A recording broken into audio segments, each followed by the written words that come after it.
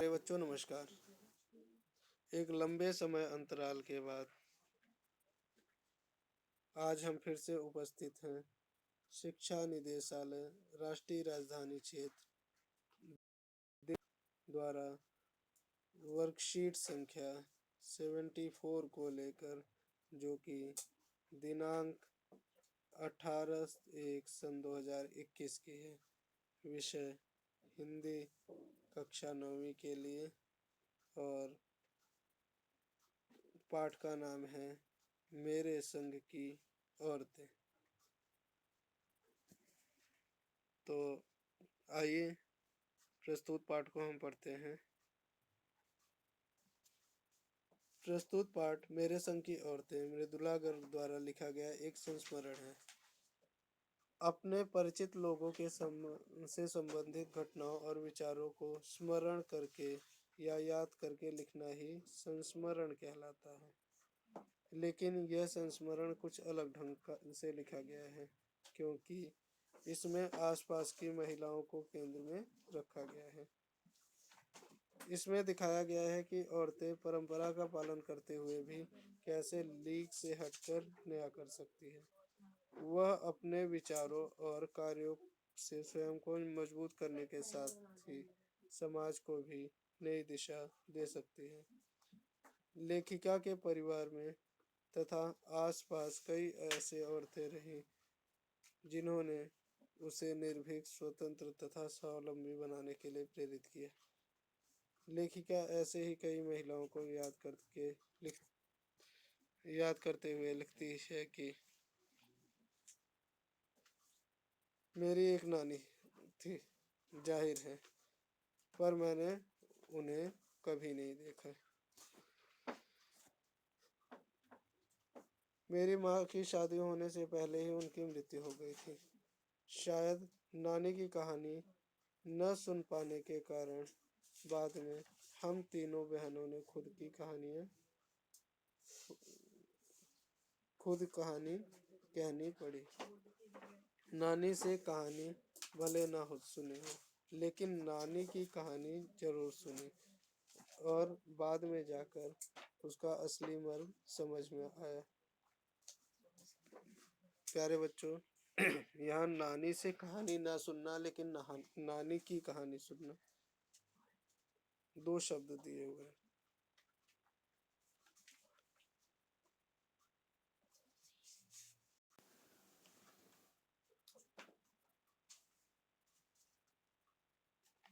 पहले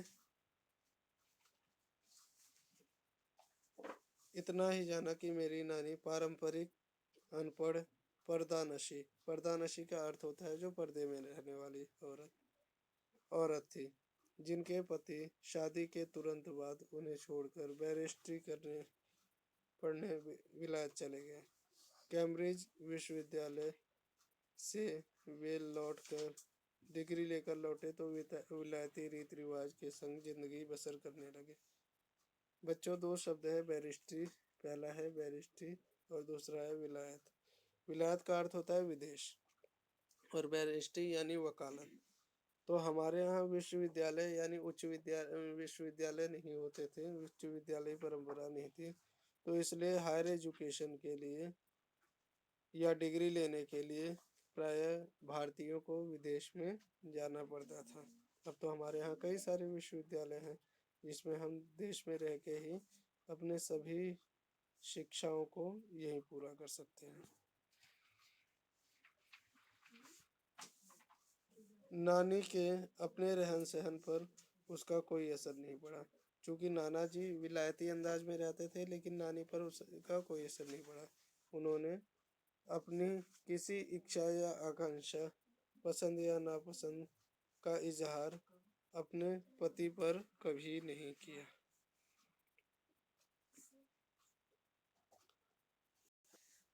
पर जब कम उम्र में नानी ने खुद को मौत के करीब पाया, यानी कोई बीमारी रही होगी जिससे उन्हें लगा कि अब जल्दी ही वह मरने वाली है।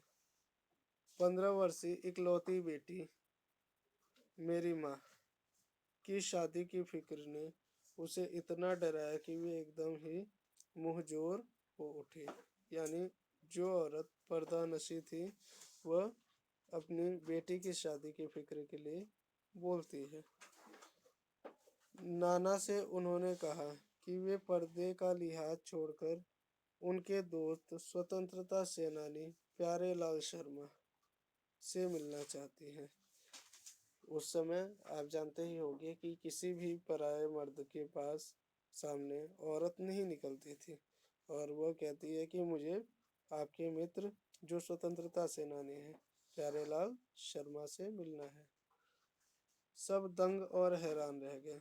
जिस पर्दा नशी औरत ने पराये मर्द से क्या खुद अपने मर्द से मुंह खोलकर बात नहीं की थी, आखिरी वक्त में अजनबी से क्या बात करनी है। यानी ऐसा व्यक्ति जिसे कभी बात नहीं की थी उससे क्या बात करनी है। पर नाना ने वक्त की कमी और मौके की नजाकत की लाज रखी। सवाल जवाब में वक्त बर्बाद करने के बजाय फौरन जाकर अपने दोस्त को लिवा लाए और बीवी के हुजूर में पेश कर दिया। हुजूर में यानी बीवी के सामने पेश कर दिया। यहाँ प्यारे बच्चों कुछ कठिन शब्द दिए गए हैं, जैसे मैंने आपको पहले ही बता दिया है। पर्दा नशी यानी पर्दा में रहने वाली स्त्री, मुंहजोर अधिक बोलने वाली, पराये यानी दूसरे। चलिए हम प्रश्नों पर चर्चा करते हैं। प्रश्न पहला है, यहाँ पर लेखिका ने किसका वर्णन किया है। तो इस कहानी में लेखिका ने अपने नानी का वर्णन किया है। दूसरा, नानाजी विलायती जिंदगी क्यों पसंद करने लगे। क्योंकि नानाजी विलायत से पढ़कर आए थे, इसलिए वहाँ की जिंदगी उन्हें अच्छी लगती थी, इसलिए विलायती जिंदगी को पसंद करने लगे। प्रश्न तीसरा, नानी स्वतंत्रता सेनानी प्यारेलाल शर्मा से क्यों मिलना चाहती थी। जब नानी को पता चला कि उनके पास कुछ ही समय है, तो अपनी 15 वर्षीय बेटी की शादी की बात करने के सिलसिले में अपने पति के मित्र प्यारेलाल शर्मा से मिलना चाहती थी।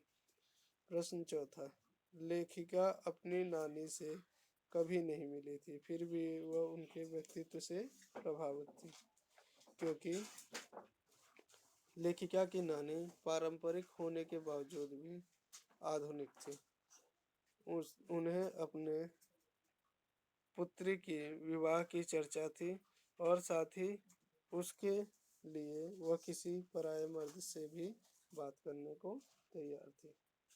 प्रश्न पांचवा, इस गद्यांश के आधार पर लेखिका की नानी की विशेषताएं लिखिए।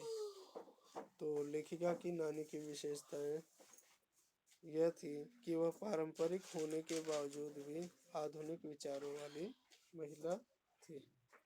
प्यारे बच्चों, इसका अगला प्रश्न एक्टिविटी पे आधारित है और मैं चाहता हूं कि इस प्रश्न को आप हल करेंगे। प्रस्तुत पद्यांश की सहायता से अपनी दादी या नानी संबंधित किसी भी घटना को लिखिए।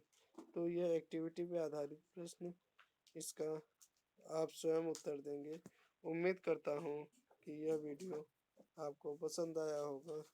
अगली वीडियो में फिर से मिलेंगे, तब तक के लिए नमस्कार।